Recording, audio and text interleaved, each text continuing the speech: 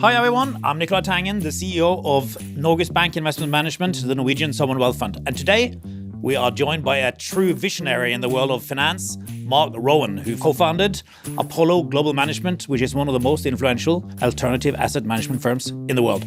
Now, we are the lucky owner of just under 2% of Apollo, which works out at just under $1.5 billion. Marc, thrilled to be here. Great, thanks for coming, and hopefully you're a happy shareholder. Marc, in 1984, you said, "God, I'm just too late. All the money has been made." You came out of business school. Now, a few years later, you have assets under management at Apollo of 680 billion, and the market cap is more than 80 billion. So I think we can say that was not a very accurate statement. Well, I think it was accurate because it reflected the business at the time. Because not only did I say it in 84, I said it in 90. And I said it again in 2001. And the point being, in some ways, I was too late for the business that had been done. But the interesting thing, part of the interesting part of the job, is it keeps changing. I mean, 2008, we were 40 billion of AUM. In fact, almost every other large firm in our industry today was roughly the same size. And then 13, 14 years later, we're now up to over 700 billion of AUM. Something changed. It's clearly not as a result of our skill and talent. We had to be in the mainstream. Well, skill and talent helps, right? Well, look, the skill and talent is to make sure we're positioned with tailwinds behind us by positioning the business the right way. But fundamental change is ultimately what powered our business. But if we go back to your first job, Drexel, Drexel went bust in 1990, and then you decided to found Apollo. Yes. What was the thinking? Well, it's founding a new company. A great motivator is to be unemployed. Yeah. So think of 1990 as 2008. To be an unemployed investment banker in the middle of a recession, a financial markets collapse, New York banking crisis, Texas banking crisis, a fundamental change of the financial system was not a great thing. Fortunately, it was early in my career, and it was a great time to just do something entrepreneurial. What does it take to start a firm? It takes a little bit of luck. Look, I had spent the prior 6 years, from 84 until 90, mastering my craft. So clearly, I knew something about the business, but one has to be humble and actually accept that there's a fair degree of luck. Because I was actually quite happy doing what I was doing at Drexel Burnham. In some ways, the single best thing that ever happened to me was to be forced to make a change. Do you think it would take the same type of skill to set up today, or is it a different skill set required? I think it depends on the scale of your ambition today. If you look at what's required today, I think it is much, much more difficult to set up a new financial services firm. In fact, I think the structure of the market today will result in firms that are very small and firms that are very large. I think it is going to be a very tough place to be in the middle. In a few sentences, what do you actually do at Apollo? If you look at the best way to describe what we do is to think about how we employ people. So if you look at the asset management business, we are 3,000 people in asset management. Then you look at the retirement services business, we're 1,500 people in retirement services. And then there are 4,000 other people at Apollo who do not carry an Apollo business card, but instead originate credit. What does that mean? Well, think about what the old GE Capital was 15 or 20 years ago. Certainly as I was coming up, GE Capital was thought of as the single best originator of senior secured private credit. They used their expertise in engines and medical devices and aircraft to become a really good lender. That's essentially what we've done. We have a fleet finance business. We have an aircraft finance business. We have a securitization finance business. It is all about the origination of credit because origination is the lifeblood of our business. So you say, what is Apollo today? Apollo is two businesses. On the one hand, the business that is not as well known is the retirement services business, Athene. 2008. Which you set up? With partners, yes. But in 2008, we had an idea to set up a new financial institution. And this financial institution was an insurance company. And the insurance company did not insure people's life, people's health, people's property. It only insured their retirement. That business, which was initially capitalized with $16 million, is now, with its European affiliate, now $400 billion, growing $70 billion a year organically, and is by far the largest retirement services company in the world. And it turns out what we did in that business, because if you think about what retirement is, it's essentially a fixed income business. People want guaranteed lifetime income or guaranteed income for a period of time, or they're saving for retirement, or their pension needs to be guaranteed. To be in that business, you have to be very highly rated because you're dealing with people's retirement, and therefore you have to have very safe assets. What we needed to be successful in that business was investment grade fixed income, but with a spread. And we start with a baseline view that public markets, particularly public fixed income markets, offer no alpha. So if your entire business model is dependent on fixed income alpha, and there is none, what do? Well, you build the origination capability to service initially yourself. And that's what got us into credit origination. And then you realize that you want to be diversified. You don't want 100% of any risk you originate. You want 25% of everything and 100% of nothing. So we built a client business side by side. Initially, other insurance companies, endowments, pension funds, individuals, and a traditional client base. The capacity to originate investment-grade credit is at the heart of what Apollo is. So what are we? We're a retirement services insurance company, and then we're an asset manager. The asset management business, though, reflects pretty much what I've just said. Of the, call it $700 billion, $550 billion is credit, most of which is investment grade, and $150 billion is equity in two flavors. One, a traditional private equity business, which is about $100 billion, and the other, a hybrid equity business. Hybrid not in the sense of bank hybrids, but hybrid being the midpoint of risk between debt and equity. Mark, there's been a lot of focus on how you are replacing banks through direct deals with companies. Now, what kind of business are you, in a way, taking away from them or doing instead of them? Well, I think it's actually a bit of a misnomer. The press likes to report on this notion of banks and investors fighting over private credit. But I think we have to start with a definition. What is private credit? Well, for most people, it means levered lending or direct lending, which is a below investment grade activity. And yes, it is true that the vast majority of levered loans used to be originated in the banking system, and now they are split between being originated in the banking system and being originated in the investment marketplace. And yes, we are engaged in that business, but it is a very small part of our business. I think generally financial pundits and other market participants are missing the bigger trend. To me, private credit encompasses almost every asset on a bank balance sheet. A loan to a customer, private. A loan to a company, private. A loan to a project, private, and so on and so on. And the vast, vast majority of private credit is investment grade. So we look and now say, are we replacing the banks? Generally not. Well, you're also working with the banks, right? You just did a big deal with Citibank. This is the point. And again, it will mix and match. A bank is actually really, really good at doing some things. Think of it. A bank is funded short and lent long. A bank is not a great source of really long-term capital. And think about what we're borrowing money for today. We're borrowing money for infrastructure, for energy transition, for next generation data and power, all really long-term assets. These are not the ideal assets for a bank balance sheet. Typically, they would go to the investment grade bond market, but they happen not to be great assets for the investment grade bond market either, because they are generally complex projects or structured in some way. What we are doing is we are matching really long-term insurance liabilities with really long-term investment grade counterparties in credit and becoming a provider of capital. Because in almost every financial system, there are only two sources of credit. It comes from the banking system or from the investment marketplace. There's no third choice. Around the world, for whatever reason, regulators have decided that banks should do less and investors should do more.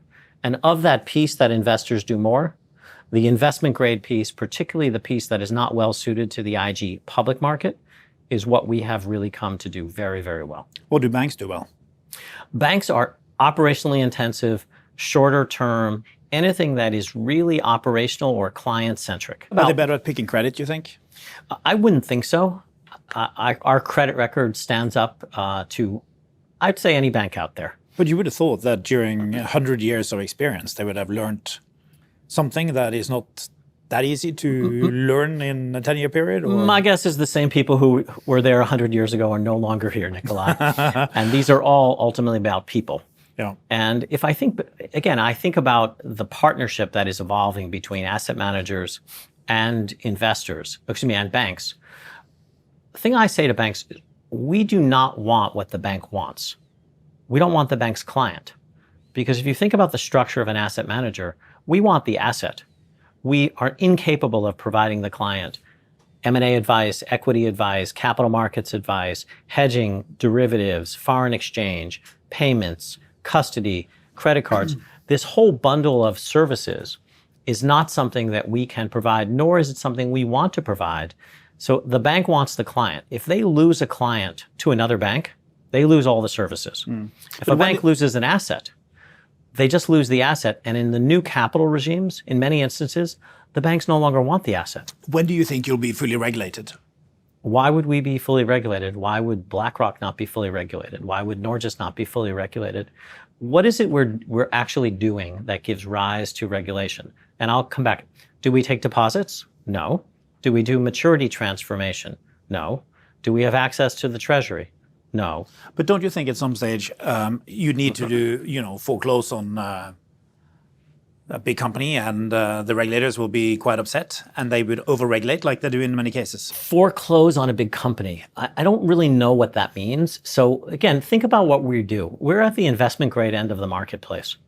If we're foreclosing in the investment grade end of the marketplace, I assure you there is absolute chaos everywhere in the world. Yeah. Foreclosing is something that PIMCO does, that BlackRock does, that Fidelity does, that everyone else does. It is not unique to Apollo's business model or what we do. And investment grade, you would expect it to be different. I meet with lots of regulators around the world, and I come back to this broader theme. Credit can come from investors or banks. Yep. In the US, bank lending is down to less than 30% of the overall market. In Europe, it's still 65%. In Europe, they are squeezing the banks harder than in the US, Basel III Endgame, and so on. But at the same time, they have not liberalized on the investor side. It does not surprise me that Europe suffers from a capital deficit. The US is by far, this is the luckiest place in the world from a capital markets point of view. 50% of the world's capital is raised here, the diversity of sources. So again, think about an investor. Every dollar that moves out of the banking system increases the resiliency of the system and reduces the leverage. A bank is levered 12 to 14 times. An investor is generally not levered at all. Reduction in leverage and diversity. A bank borrows short and lends long. Investors generally borrow short, borrow long, and lend long. There is no maturity transformation. There is no guarantee from Treasury. There is no deposit. But the thing that always gets regulators, what percentage of a bank's balance sheet in the US, and Europe for that matter, is investment grade?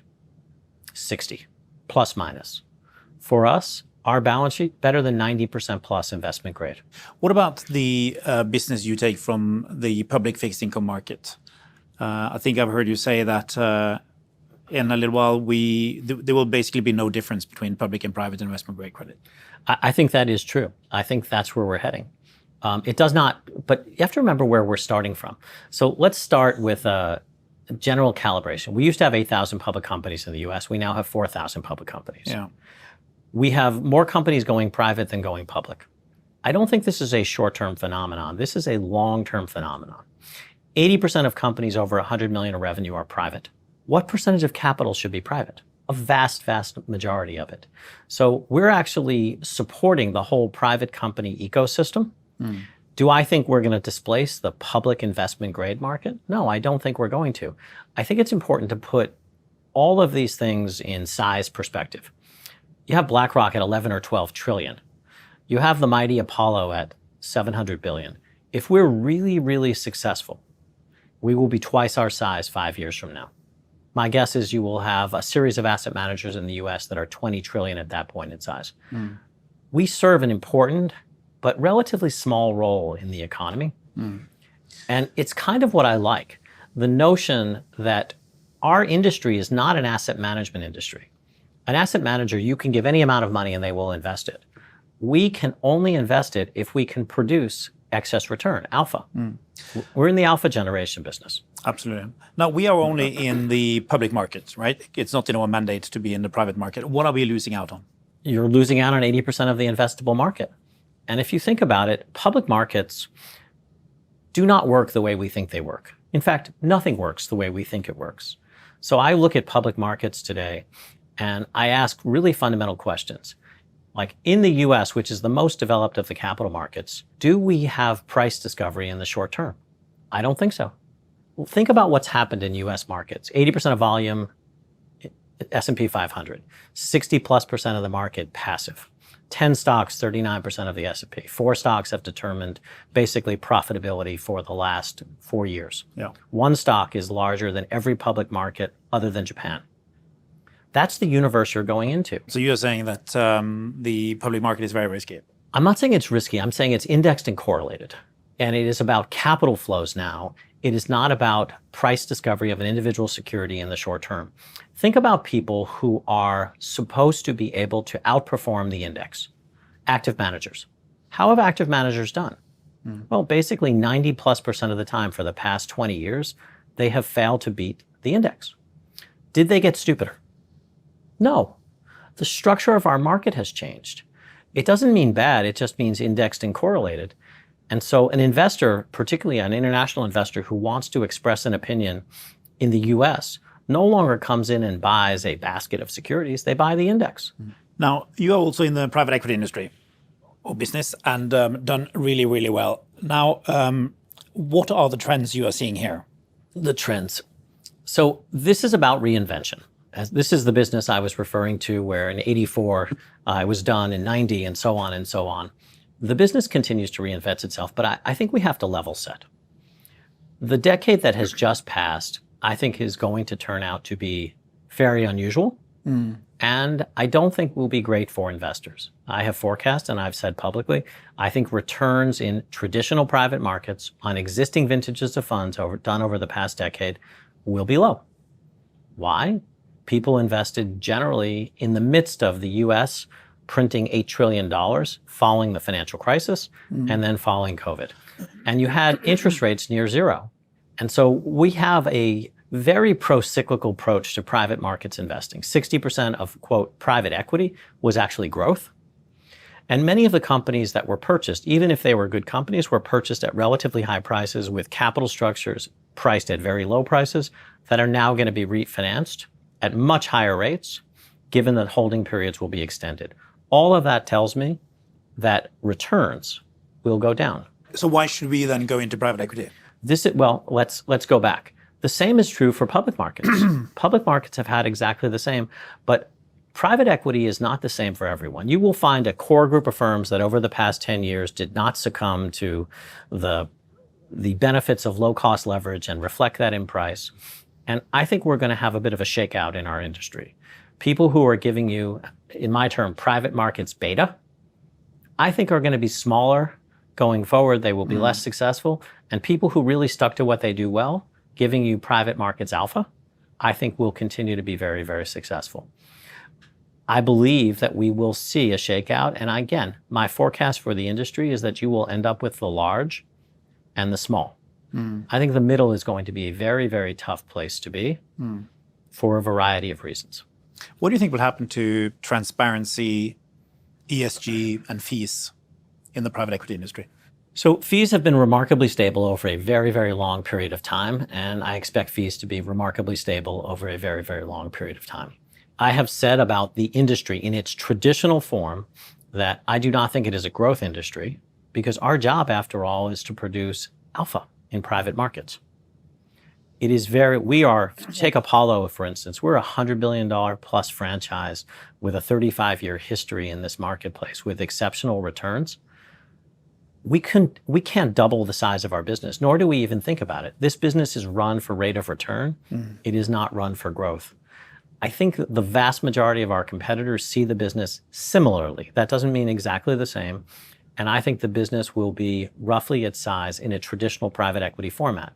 But I also think we're going to have increased demand for private assets. I think that demand is going to come from family offices, it's coming from individuals, and it may in fact come from retirement systems, and it may in fact come from 401k. It will depend on how the regulatory situation here evolves. My own view is a relatively positive view of private markets without regard to the product for a period of time. And I think about the industry's history. we basically grew the private assets industry, the private markets industry, side by side with institutions. But those institutions funded it out of the smallest part of their portfolio, a little office down the hall called alternatives.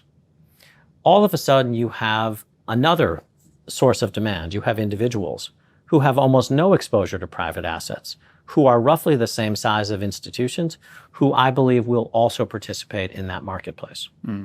You then have retirement systems and retirement plans looking to provide retirement income, who already have been big buyers of private assets, primarily fixed income assets, who are expanding what they do as the population ages. And finally, I think you have public markets and private markets convergence. It's happening first in the debt market, but I think it will eventually happen to some extent in the equity market. So institutions who historically have limited their participation in private assets to their alternatives bucket, that was done out of a mistaken belief that private was risky and public was safe. What if that basic conception is just wrong? What if private is safe and risky and public is safe and risky? Why does the asset allocation of private only in alternatives make any sense? Well, it doesn't. I think we will rethink the whole notion of asset allocation, and I can see it happening in real time in fixed income. Fixed income historically for institutional clients has been 100% investment grade and 100% public. I see institutions now dividing that same fixed income allocation between beta, public market IG, and alpha, private market IG. And it's happening in family offices, it's happening in pension funds, it's happening in endowments, it's happening in sovereign wealth funds. And the reason it's happening in fixed income first is you have external gatekeepers, rating agencies. They can actually tell a portfolio manager, your portfolio is an A, this is an A, they are of the same risk. Now you're just making a determination as to liquidity and how much rate of return you want for a little less liquidity. Oh, and by the way, there is no liquidity in public fixed income markets. And given that a lot of capital is moving over to the private market, what are the implications for the liquidity and how will that pan out? Also, investment banks are using less capital for market making. You have different types of rules for banks, et cetera, et cetera. So the answer is the change has already happened. In 2008. But we haven't seen the implication. We haven't seen it really stress tested. Oh, we have. We've seen it twice. We've seen it. We saw it in COVID, where ETFs in fixed income almost broke. And we saw it in the UK and LDI. Yeah. We should expect. So here's the setup. 2008, part of the regulatory reform was to penalize those who made markets and held market-making capital within the banking system, particularly for fixed income. There is roughly 10% of the amount of capital for fixed income market making today as there was in 2008, and the market is 3 times its size. And so when will we see that? So let's say we have some type of crash. Yeah, but I mean in a bigger scale. The next time we get a significant risk-off event, my own view is we should expect little to no liquidity in publicly traded fixed income. Today, in the best of times, in the most liquid market, it takes 5 days to sell an investment-grade corporate bond. What can we expect when it goes in the other direction? And so private markets today in investment grade don't trade. Okay, you're going to see liquidity come into private markets. That will mean for private markets, everyday liquidity, everyday pricing, everyday price discovery. If you think about investment grade at least, you will have the same issuers, the same ratings, the same size, and you will have similar liquidity over time. My gut tells me over the next 18 months, investors will really coalesce around this idea of fixed income and dividing it between alpha and beta. Eventually, I don't think change is going to stop at fixed income. I think it's coming for equity as well. As I said when I was in Oslo, I think investors, including institutions like yours, you may not own private equity, but you will own equity that is private. You may, and many do already. They own Spotify. They own OpenAI. They own any number of tech companies that have remained private. Well, why should it stop there? I think there'll be 50 or 100 companies that are private for which equity can be raised. Maybe that is the new form of active management, active ownership of companies, or PE without the leverage and without the fund. That's a ways out still. The next 5 years is going to be about fixed income replacement. Now you're a listed company, and but your target is still to generate returns for your investors. So how do you look at that kind of trade-off or not trade-off between generating assets, which is what the public market listing wants you to do, or generating returns? So I think if you follow the generation of assets and that is your only goal, you'll destroy the business. I come back to the basis on which we run this business. We run it, at least at Apollo, on 3 fundamental principles. The first is everything is one strategy at Apollo. It's all purchase price matters. In equity, we think of that as value. In fixed income, we think of that as protection of principal and getting return not necessarily through credit selection or reaching down the capital structure, but through structure and origination. The second is we are not an asset manager. We are a source of alpha, excess return per unit of risk. I'm sorry, wouldn't all asset managers say that? I wouldn't think so. Someone who is a passive asset manager who has scaled massively in the ETF business, their job is to give you beta. Really efficient, really well run, really low cost, well reported beta. That is the vast majority of public markets today. Our job is to give you alpha. We are therefore limited in our growth by our capacity to generate alpha. If we take in too much in the way of assets, we will dilute our returns and ultimately create negative impact for our business. Let's spend some time on the alpha side. So is there such a thing as an Apollo investment philosophy? There is. I've said it, it's purchase price matters. So what does it mean? So there are lots of strategies that one can employ. There's someone who's a great internationalist, there's someone who's a great macro trader, there's someone who's great at chasing growth. We are great at finding value. Sometimes that value comes from trading hard work for purchase price, as in our private equity portfolio and asset management. But if you translate it over to fixed income, it's finding excess return per unit of risk. So how do we get paid more for a single A-rated company, from a single A-rated company, than they could otherwise get in the public marketplace? Has the investment philosophy changed since you started the firm? It has not changed in a very, Do you think long it will? time. Do you think it will change? I do not.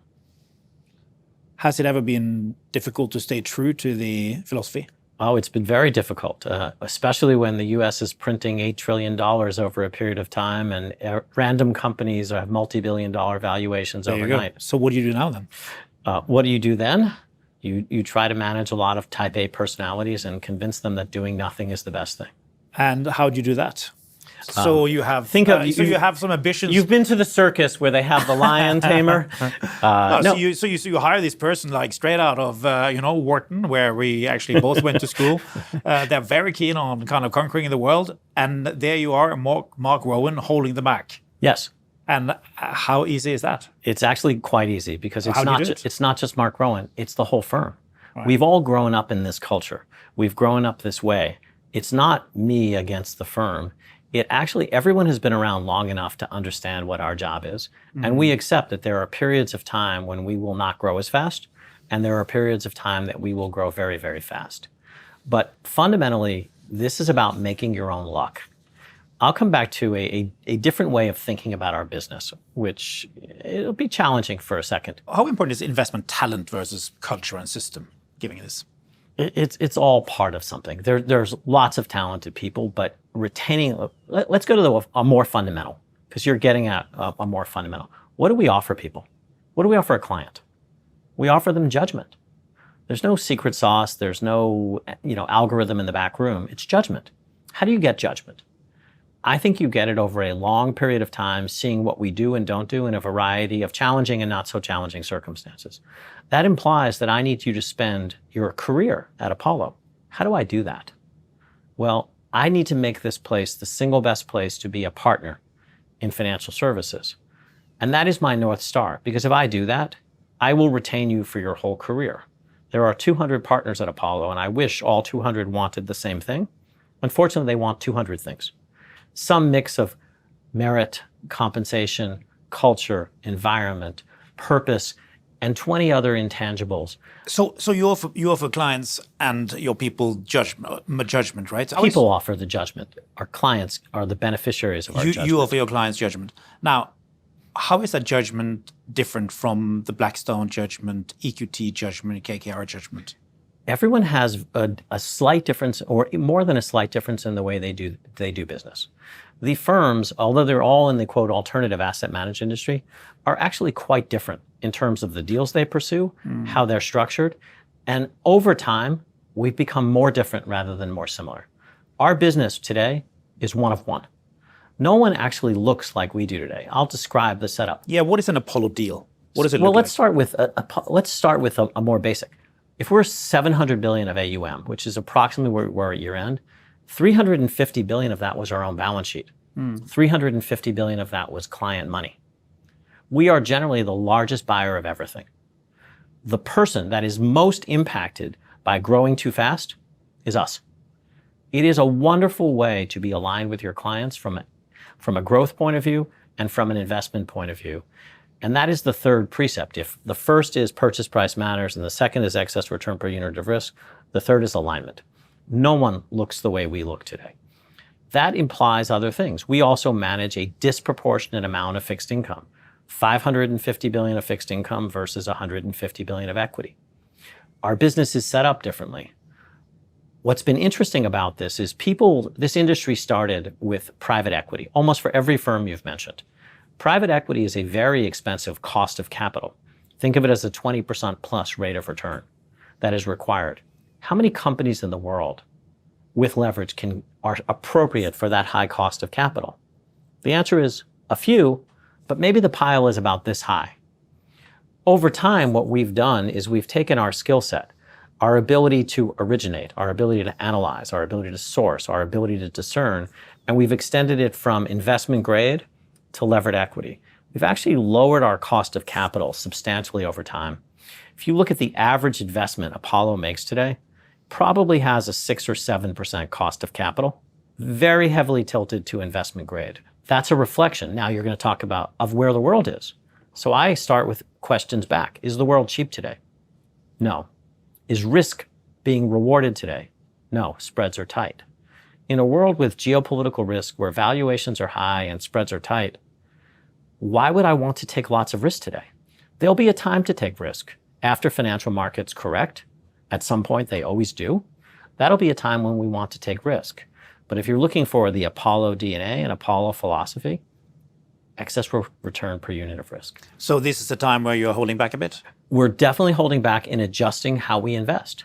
Right now, we want return. So if I give you the credit market return, reaching down the capital structure and taking more subordinated risk feels like a bad idea today. Right. Using your people and your resources to get paid for origination and structure, but being senior in the capital structure feels like a tremendously good use of time. Right. And that's what we've been doing. So you're playing it safe, a bit like Warren Buffett, who is raising cash.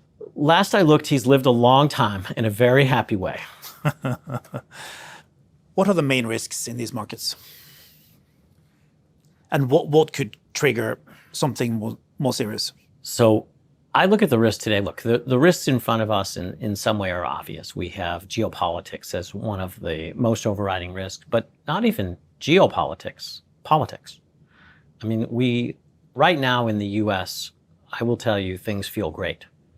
Not only do we have growth and we have very low unemployment, we have a backlog of fiscal stimulus that hasn't even hit yet.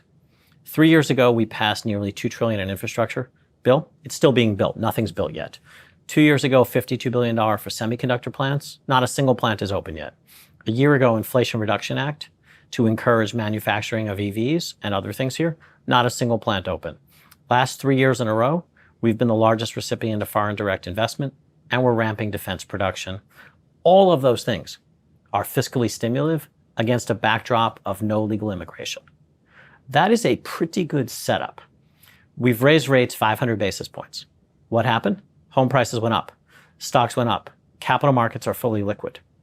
This is a pretty good setup.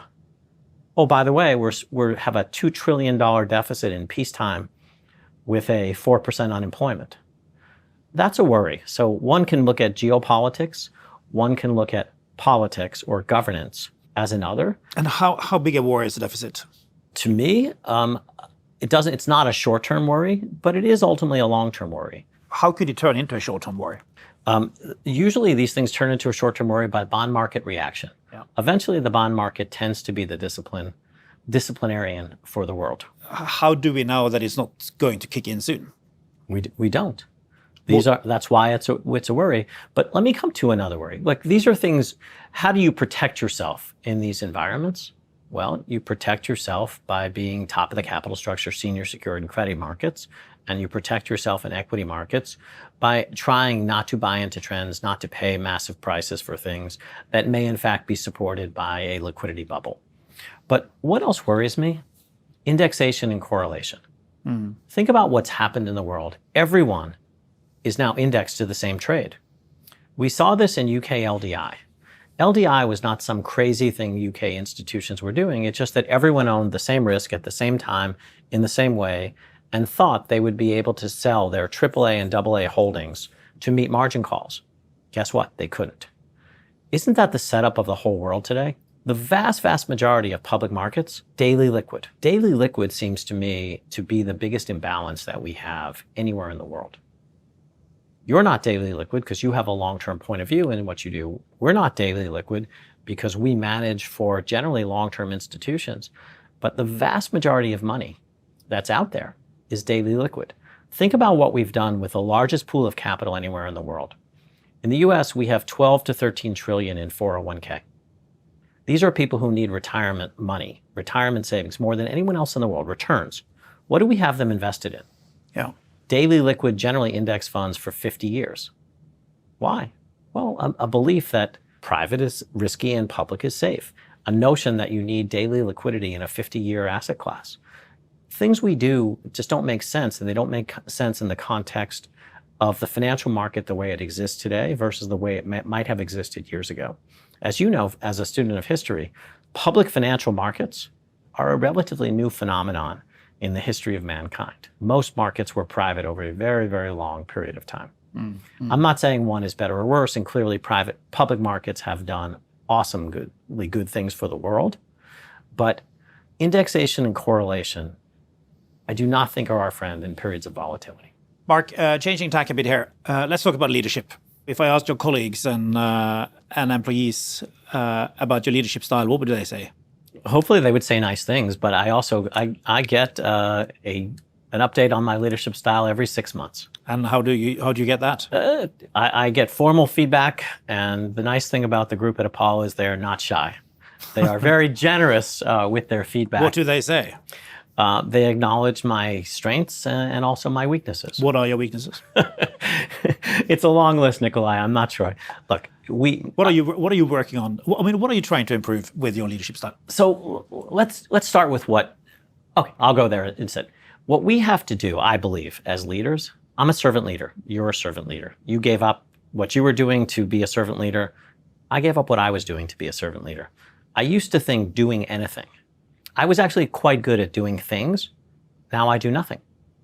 And that doesn't literally mean nothing, but I know if I do something, I have to do it again. Whereas if I create a culture of letting my team succeed, they get to do it. They paint my fence for me. My job is to make their job easier. And I've accepted that. So I look at what I'm trying to do here. Half my day is managing the careers of 200 people because I can't run this firm by myself. It is way too big a firm. I need the 200 partners of Apollo to run this firm. If I have them focused in the right direction and I have their buy-in, everything works.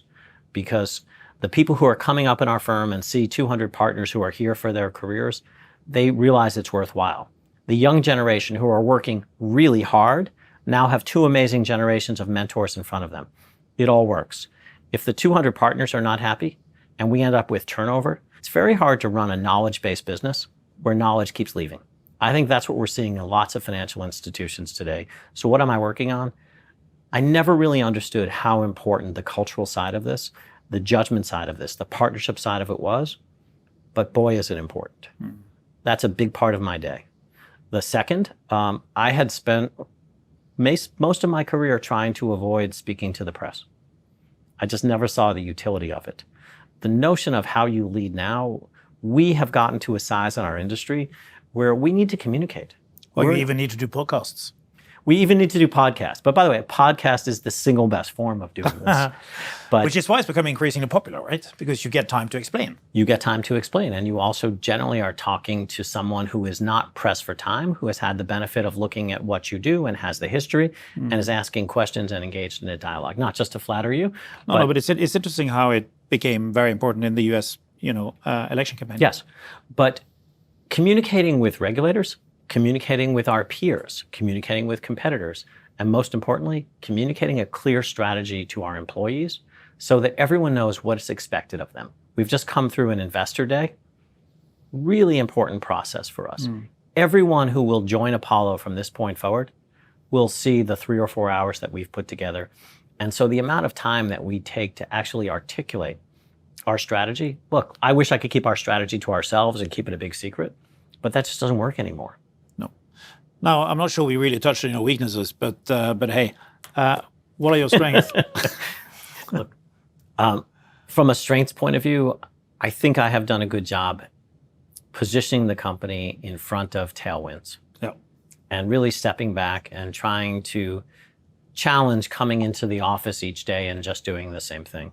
Something tells me, and I tell the team, what got us here over the past 10 years is not going to be what gets us where we need to go going forward. We are going to have to accept that the markets have changed, that our role in these markets have changed, that the products that we currently think of as immutable are not immutable. Think about your career and my career. I started no high yield bonds, no levered loans, no ETFs, and minimal securitization. We take for granted that those products are mainstream. Trust me, we're going to have in 10 years from now new products that we never thought of. The history of our financial services business. Are you going to invent them? I hope we have a hand in them.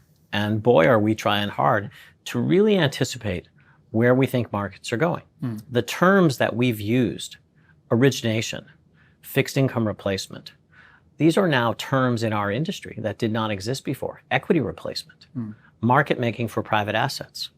We try to be at the forefront of everything that's going on, and I hope we are. Talking about working hard, what does a day look like? When do you wake up? I'm up at 5 almost every day. Right. What do you do? Well, if I don't exercise at 5:30, it doesn't happen. Right. So generally, I try to exercise 5:30 to 6:30 and to be in the office sometime just after 7. Coffee before or after workout? Yes, both. And if I'm You go to the gym at home? I do. And if I'm in the New York office, I like to sit on a bar top just outside of our coffee bar. And it's like doctor's hours. It's demystified speaking to the CEO. And your coffee bar has a cool name. It does. The Contrarian Cafe. When you go to bed? Might be a little boring there, Nicolai. I'm usually in bed by 10. Like me. Energy. What do you get your energy from? The answer is I don't know. I don't know, really. Do you think it's genetic? Or? I don't know if it's genetic or otherwise, because there's just no basis on which to know. But I will say that I wake up, I think I'm one of the luckiest people in the world every single day. And there's no shortage of things that interest me. Not just at Apollo, but elsewhere. There's so much going on in the world. And each of us has a role to play.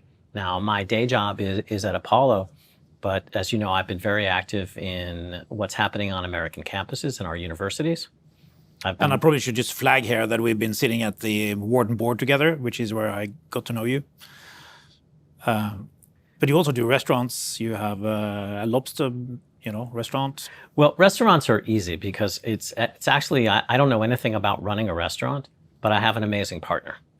But if you look at, we now talk about hobbies, which is not only are we interested in philanthropy, we're interested, but we also need time for ourselves. One of my hobbies is building things. I collect nothing. No art, no cars, no wine, no nothing, but I like to build things.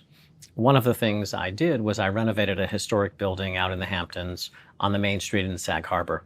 And I had as a tenant a restaurant. Well, that restaurant went out of business and my space was dark for 6 months. I then had a second tenant, another restaurant, who also went out of business. It took me a year to realize I was in the restaurant business. I just didn't know it. So I formed a management company. I hired a terrific partner who actually knows something about running a restaurant. And I get to do the fun part. I get to do design, construction, menu selection, and concept. But once it opens, I'm a customer. A very happy customer, but a customer. Yeah. When you make decisions, are they analytically based or are they gut feel based? They're both. I'm an analytical person, but not everything can be analyzed. A lot of times we're making judgments on people and judgments on the source of information that we're getting. As you know, we live in a world of uncertainty, and so a little bit of each. How do you cope with stress? I don't find the job tremendously stressful. I know people find that weird, but I don't feel the stress from this job. I literally believe we are the luckiest people in the world to be able to do this. The slogan we have here is we get to do this. Anytime someone tells me in the firm they don't like what they're doing, it's time for them to have another job within the Apollo system or to find something else to do. If you come in pretty often and you don't think I get to do this, this is not the right job for you. I get to do this. So when you interview people for this firm, what do you ask them? What is key for you when you hire people? Look, you want some insight into who they are and how they think and what drives them. So whatever questions help you get at that, along with the basics of are they skilled to do their job. If they get to me, generally my team has already realized that they're qualified to do their job. The question is, are they going to fit? We are a harder place to integrate into, but I believe a better place to be as a career. What do you mean hard to integrate into? I'd say the following. We run a fully integrated platform. That means you are the beneficiary of lots of other information, lots of other resources that are not generally associated with your specific department.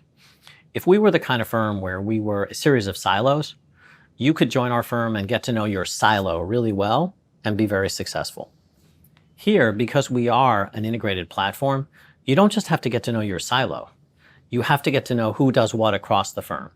That makes it harder to integrate, but once you master that, the leverage you get in your job is unbelievable. And so, is that for everyone?